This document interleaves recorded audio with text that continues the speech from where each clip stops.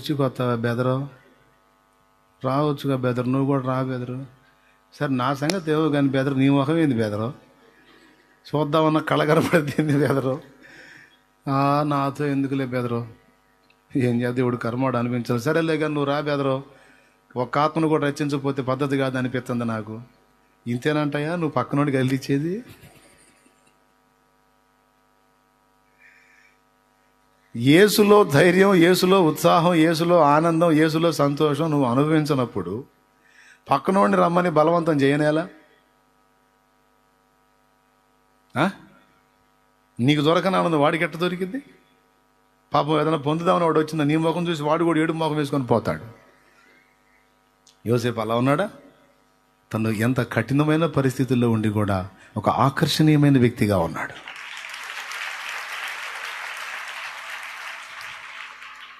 ఇక్కడ ముఖం దేవుని సంబంధమైన ఆనందంతో, కళతో, సంతోషంతో నింపబడటానికి రంగులు, చట్టి ముక్క, పొడుగు ముక్క, ఈ కళ్ళ ఏమండి, ఈ చిన్న కళ్ళ, పెద్ద కళ్ళ, చక్రాల లాంటి కళ్ళ, ఏంది పెద్ద పళ్ళ, చిన్న, ఇవన్నీ ఏమి ఉండదు లెక్క. కళ దేవుని బట్టి సంతోషం, దేవుని బట్టి ఆనందం, దేవుని బట్టి ఉల్లాసం. ఎవరిలో అయితే ఉంటుందో వాళ్ళు ఏ అవతారం వేసుకొని ఉన్నా సరే ఆకర్షణీయమైన వ్యక్తులుగానే ఉంటారు. నేను చెప్తున్నా ఈరోజు యోసేపు జీవితంలో అది నేర్చుకున్నాను నేను.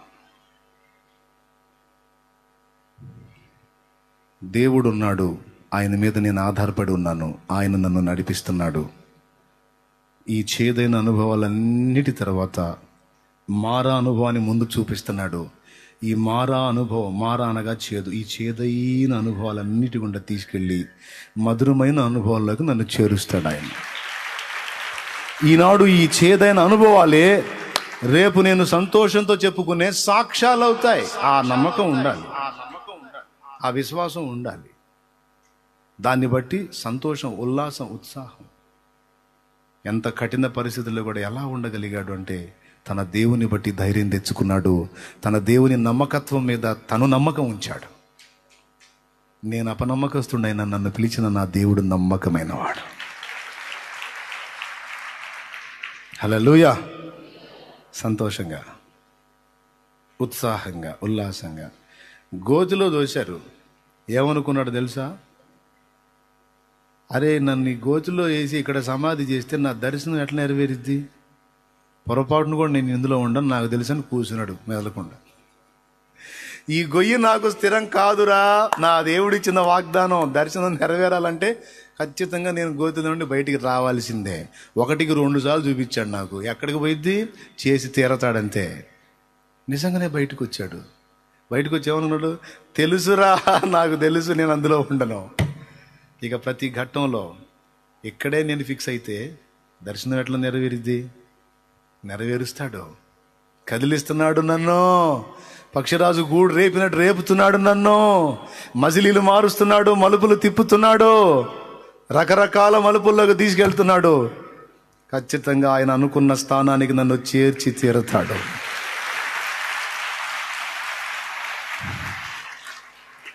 మారానుభవం మధురముగా మార్చగలవు నీవు, మారానుభవం మధురముగా మార్చగలవు నీవు మహోన్నతుడా. ఒక్కటే నమ్ము, నువ్వు దేవుణ్ణి ప్రేమించావు, దేవుడు నిన్ను అంతకంటే ఎక్కువ ప్రేమించాడు. నీ జీవితం దేవుని చేతుల్లో ఉంది. తల్లి గర్భంలో పుట్టక ముందే నిన్ను చూశాడు. ఆనాడే నిన్ను ఏర్పరచుకున్నాడు, ఆనాడే నిన్ను నిర్ణయించుకున్నాడు, అప్పుడే నిన్ను ఎరుగున్నాడు ఆయన. ఏమేమి జరగాలని నీ జీవితంలో సంకల్పించాడో ఆ యావత్తు జరిగించి నెరవేర్చగల సమర్థుడు ఆయన. నిశ్చయముగా ఆయన నీ చేయి పట్టుకొని ఉన్నాడు. ఆయన నీ ముందు నడుస్తున్నాడు, నిన్ను నడిపిస్తూ ఉన్నాడు. సందేహించాల్సిన అవసరం లేదు. సందేహిస్తే నీ ముఖం వికారం, నమ్మితే ఆనందం. తను ఏదైతే నువ్వు నెరవేర్చాలని పిలిచాడో అది నీ చేత సంపూర్ణంగా నెరవేర్చ సమర్థుడు ఆయన. నువ్వు కాదు, ఆయన సమర్థుడు. నేను నీతో చెప్పినది నెరవేర్చే వరకు, నీ ద్వారా జరిగించాలనుకున్న కార్యమును జరిగించే వరకు, నిన్ను నిర్మించిన దాని వెనక నాకున్న చిత్తము సంకల్పం నెరవేర్చే వరకు నేను నీ చెయ్యి వదలను. దేవునికి మహిమ. ఇది ఎరుగున్నాడు కనుకనే ఎలాంటి చేదైన అనుభవంలో కూడా సంతోషం, ఆనందం, ఉత్సాహం, ఉల్లాసం, విశ్వాసంతో కూడిన స్తుతి, భక్తి, ఆత్మీయత తన జీవితంలో అడుగంటలేదు యోసేపుకి. చివరికి ఏం జరిగిందో మీకు తెలుసు. పోయి పడ్డాయా పనులన్నీ, సాష్టాంగ పడ్డాయా. ఆ చిన్న పన ముందు పడినే మొత్తం వెళ్ళి సాష్టాంగ పడ్డారు. సాష్టాంగ పడ్డాక దేవుడు మాట్లాడుతున్నాడు, యోసేపు యోసేపు, అద్దుకో, నీ బాల్య దినములలో నీకు నేను ఇచ్చిన మాట నెరవేరింది చూడు. నీకు తెలుసా, ఏడుస్తాడు యోసేపు. అప్పుడు ఏడుస్తాడు. అప్పటిదాకా సంతోషంగా ఉండి, అప్పటిదాకా ఉల్లాసంగా ఉండి, దేవుడు తన కార్యాలు జరిగించడం మొదలుపెట్టినప్పుడు విచిత్రం చూడండి.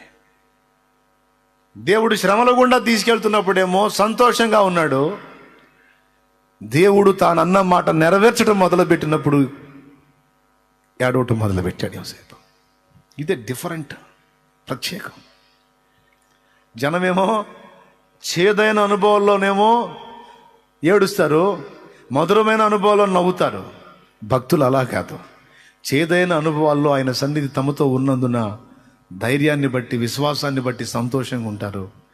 దేవుడు తమ ఎడల జరిగిస్తున్న కార్యాలను చూడటం మొదలుపెట్టడం స్టార్ట్ అయితే ఇక ఏడుపే. ఎందుకో తెలుసా? ఆ ఏడుపు బాధను బట్టి కాదు, కృతజ్ఞత. తన దేవుని నమ్మకత్వాన్ని చూసినప్పుడు ఆనందంతో వచ్చే కన్నీళ్ళు.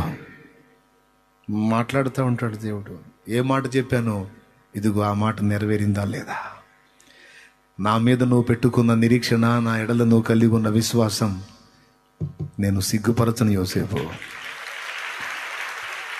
ఈరోజు నీతో ఆయనే మాట్లాడుతున్నాడు, నా కుమారుడా, నా కుమారి, నా మీద నువ్వు పెట్టుకున్న నిరీక్షణ, నా మీద నువ్వు ఉంచిన విశ్వాసం నేను సిగ్గుపరచను. నువ్వు చేదైన అనుభవాల్లో గుండా ప్రయాణం చేస్తున్నావు నాకు తెలుసు, కానీ నీతో నా సన్నిధి ఉందని గుర్తుపట్టావా? నీతో నేను ఉన్నానని గుర్తుపట్టావా? నీతో నేను నడుస్తున్నానని గుర్తుపట్టా. నీతో నేను ఉన్నానని ఆయన మాట్లాడుతున్నాడు. నేనున్నానని నువ్వు నమ్మితే ఇక వేదన తీసివేయి, కృంగిపోటు తీసివేయి, సణుకోవటం, గొణుకోవటం తీసివేయి, వ్యసనపట్టం తీసివేయి, విసుగు చెందటం తీసివేయి, చిరాకు పరాకు తీసివేయి, నువ్వు నలిగి ఇతరులను నలి చేయటం తీసివేయి, నువ్వు ఏడ్చి ఇతరులను ఏడిపించడం తీసివేయి. విశ్వాసమును బట్టి నువ్వు సంతోషంగా ఉండి అనేకుల్ని ఆదరించడం మొదలుపెట్టు. విశ్వాసమును బట్టి నువ్వు సంతోషంగా ఉండి అనేకుల్ని సంతోషానికి, దేవుణ్ణి బట్టి ఆనందానికి రేపటం మొదలుపెట్టి. కఠినమైన చేదైన అనుభవాలు నిన్ను వేధిస్తున్నా వాటన్నిటినీ పక్కన పడేసి దేవుని బట్టి ఆనందిస్తూ ఇతరులను నువ్వు సంతోషంగా సంధించు. ఇన్ని ఇబ్బందులున్నా కూడా ఈ మనిషి ముఖంలో ఆనందం తగ్గట్లేదు, కళ తగ్గట్లేదు, సంతోషం తగ్గట్లేదు. ఏదో నటన అనుకుంటే ఒక రోజు 2 రోజులు, కానీ కొన్ని నెలలుగా, సంవత్సరాలుగా చూస్తున్నా ఈ మనిషి అలానే ఉంది, ఈ మనిషి అలానే ఉన్నాడు, ఏమిటి ఆనంద రహస్యం అని అన్యులు చూసి నువ్వు మొత్తుకొని చెప్పవసరంలా. నువ్వు వెళ్తా వస్తా సంతోషంగా, ఆలాజాలంగా, నవ్వుతూ, హ్యాపీగా ఉండి వాళ్ళని పలకరిస్తూ, ధైర్యంగా, మనోనిబ్బరంగా, మనశ్శాంతిగా నువ్వు సంచరిస్తుంటే నిన్ను చూసే అనేక మంది కదులుతారు. అసలు నిన్ను చూసే అనేక మంది ప్రభావితం చెందుతారు. నువ్వే తుమ్మలో పొద్దుపొడిచే ముఖం వేసుకొని పోయి, సిట్రో రా, సిట్రో వేసిపోయి నమ్ముకో, సిట్రా నీకు దండం పెడతాను, బో సిట్రా అంటారు. నువ్వు చెప్పటం కాదు, ఆయనలో ఉన్న ఆనందం ఏంటో అది నువ్వు ఆస్వాదిస్తూ, ఆ ఆనందిస్తూ, ఆ పరవశాన్ని అవతల వాళ్ళు చూడగలిగితే ఇక పరిగెత్తుతారు వాళ్ళు. ఆ ఆనందం కోసమే ఇక జనం పడిసేస్తుంది. అది యేసులో దొరుకుతుందని నీలో జనులు కనుగొన్నప్పుడు ఆగుతారు. ఇక ఆగుతారా? దేవునికి స్తోత్రం. నేనైతే ఇదే నమ్ముతా. సమాజం మొత్తం శాంతి నగర్లో చాలామంది రక్షణ పొందడానికి ఇదే కారణం. దినమంతా చాకిరీ చేసే సాయంత్రానికి అందరం కలిసి కూడి ప్రార్థన చేసి స్తుతి పాటలు పాడుకుంటూ దేవుల్లో ఆనందిస్తుంటే చుట్టుపక్కల వాళ్ళు ఇక వచ్చి కూర్చోకుండా ఉండలేకపోయారు. అసలు ఏమిట్రా వీళ్ళని, ఏమిటి వీళ్ళు కలిసి చక్కగా పనిచేస్తారు. మళ్ళీ పని చేసేటప్పుడు పొద్దున్న నుంచి సాయంత్రం దాకా ఇంట్లో పాటలే, యేసయ్య పాటలే, కమ్మని యేసయ్య పాటలు, యేసయ్య స్తుతి, ఆరాధన. ఇంట్లో చక్కగా ఒకళ్ళనొకళ్ళు ప్రోత్సహించుకోవటం. మొత్తం 6 పెద్దోళ్ళు, తల్లి, తండ్రి, నేను, నా భార్య, అన్న భార్య, 6 పెద్దోళ్ళు. రోజుకొకళ్ళు ఉపవాసం ఉంటాం, 5 పని చేయటం. రోజుకొకళ్ళు ఫాస్టింగ్ ప్రేయర్లో ఉంటాం. కుటుంబం కోసం, అప్పుల కోసం, సమస్యలు తీరటం కోసం, ఆత్మల రక్షణ కోసం, జీవితాల్లో మార్పు కోసం భారం కలిగి ఒకళ్ళు ఫాస్టింగ్ ఉండి డైలీ ప్రార్థన చేయటం. అంటే ఒకళ్ళే రోజు ఉండి కాదు. ఈరోజు నేను ఉపవాసం ఉండి ఒకరోజు దేవుని సన్నిధిలో ప్రార్థనలో ఉంటాను, మిగిలిన 5 వర్క్ చేయాలి. రేపు మా అన్న ఉంటాడు, మిగిలిన 5 నాతో కలిసి 5 వర్క్ చేయాలి. తర్వాత రోజు ఆయన భార్య ఉంటుంది, మేమందరం వర్క్ చేయాలి. అట్లా ఒక్కొక్కరు ఒక్కొక్క రోజు, 6 వారానికి 6 రోజులు. 7వ రోజు ఆదివారం అందరం కలిసి చర్చికి పోయేవాళ్ళం. ఇక స్టార్ట్ అయ్యింది ఇక సమాజం కదలటం. నీతిమంతుల వినబడుచున్నవి ఏడుపు సంగీత, రోదన సంగీత, సీదర సంగీత.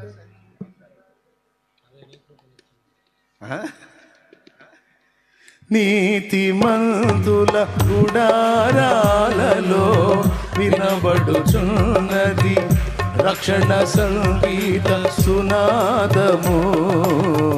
నీ కృప నిత్యముండును, నీ కృప నిత్య జీవము, నీ కృప వివరింప నా తరమా యేసయ్యా. దేవునికి మహిమ.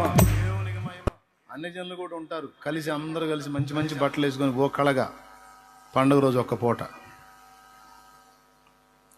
ఒక్క పూట అబ్బో అందరు కలిసి పిండి వంటలు చేసి మంచి మంచి బట్టలు వేసి మహాసాందడి ఒకరోజే.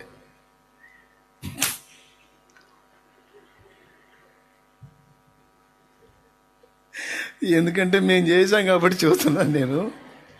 అసలు ఎంత దరిద్రం అంటే అదే రోజు సాయంత్రానికి మళ్ళీ ఫైటింగు. మా ఆనందం ఏందో, మా పండగ ఏందో, మా సాంప్రదాయం ఏం అర్థమై సాగదు. ఏజైలోకి వచ్చినాక జీవితం, మనుషులతో అనుబంధం, పద్ధతి, వ్యవహారం అంతా తెలుసుకొని ఇక రోజు పండుగే. 20 సంవత్సరాలు, ఇప్పటికి 20 ఏళ్ళు పండుగే. నేను అబద్ధం చెబుతున్నానా, నిజమే చెబుతున్నానా? అప్పటి నుంచి ఇప్పటిదాకా నన్ను కనిపెడుతున్న వాళ్ళు కొంతమంది ఉన్నారు. ఏం మార్పులే, దేవునికే మహిమ. ఊపిరి ఉన్నంత వరకు ఆయనలో పండగే. సమస్యలు, ఇరుగులు, ఇబ్బందులు, బాధలు, వేదనలు అన్నీ ఎన్నొచ్చినా అన్నిటికీ చాలిన వాడు బాగా పరిచయం అయ్యాడు గనక అవసరమైతే కలిసి ప్రార్థిస్తాం, దేవుడే ఒక సమాధానం ఇస్తాడు.